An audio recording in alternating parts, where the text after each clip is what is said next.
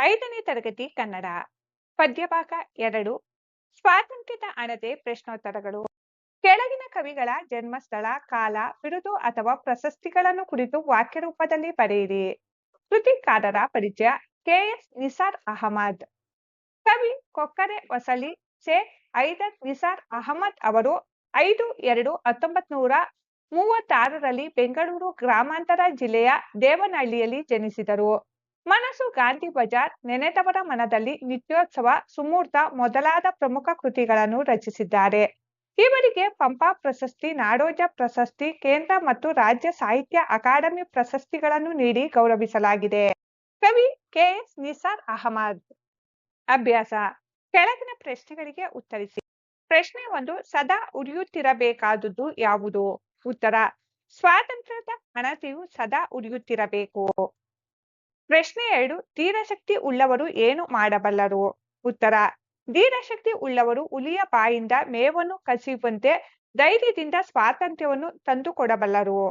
ಪ್ರಶ್ನೆ 3. ಮೊಳಕೆ ಉಂಟಾದುದು ಹೇಗೆ? ಉತ್ತರ: ಪ್ರತಿಯೊಬ್ಬ ವ್ಯಕ್ತಿಯ ಬೆವರನ್ನು ಹೀರಿದ ಪರಿಶ್ರಮದಿಂದ ಮೊಳಕೆಯು ಉಂಟಾಗಿ ದೊಡ್ಡ ಮರವಾಗಿದೆ. ಪ್ರಶ್ನೆ 4. ನಮ್ಮ ಗಮನ ಯಾವುದರ ಕಡೆಗೆ ಸಲ್ಲಬೇಕು? ಉತ್ತರ: ನಮ್ಮ ಗಮನವು ಯಾವಾಗಲೂ ಸಾಧನೆ ಕಡೆಗೆ ಸಲ್ಲಬೇಕು. ಕೆಳಗಿನ ಪದ್ಯ ಭಾಗವನ್ನು ಪೂರ್ಣಗೊಳಿಸಿ ಕಂಠಪಾಠ ಮಾಡಿ. ಪದ್ಯಭಾಗ 1. ಪೂರ್ಣಗೊಳಿಸಿರುವ ಪದ್ಯಭಾಗ.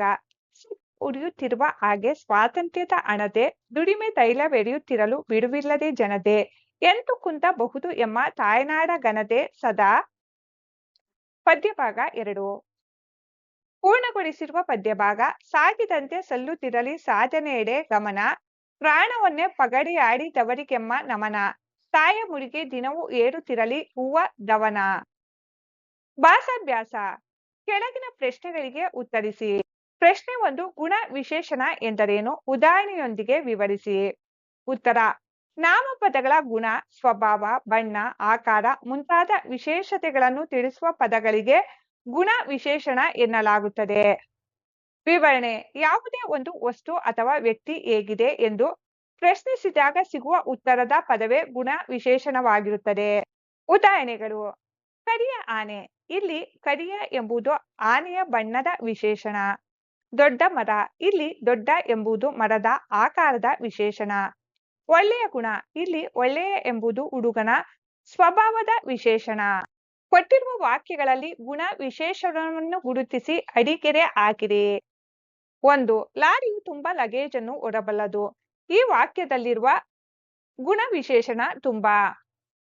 2. ವಿಮಾನ ನಿಲ್ದಾಣದಲ್ಲಿ ವಿಶೇಷ ಅತಿಥಿಗಳ ಕೊಠಡಿಗಳಿರುತ್ತವೆ.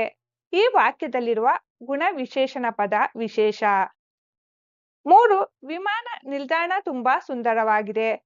ಗುಣ ವಿಶೇಷಣ ಸುಂದರವಾಗಿದೆ.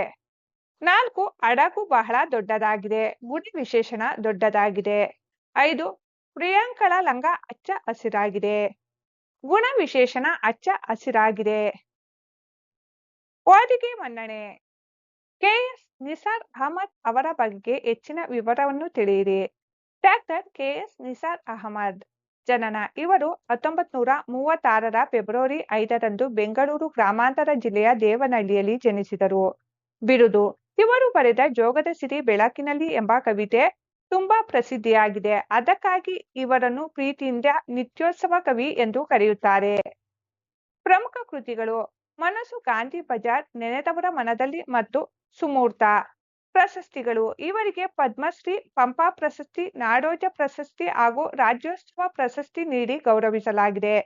ವಿಶೇಷತೆ: ಶಿವಮೊಗ್ಗದಲ್ಲಿ ನಡೆದ 73ನೇ ಅಖಿಲ ಭಾರತ ಕನ್ನಡ ಸಾಹಿತ್ಯ ಸಮ್ಮೇಳನದ ಅಧ್ಯಕ್ಷರಾಗಿದ್ದರು.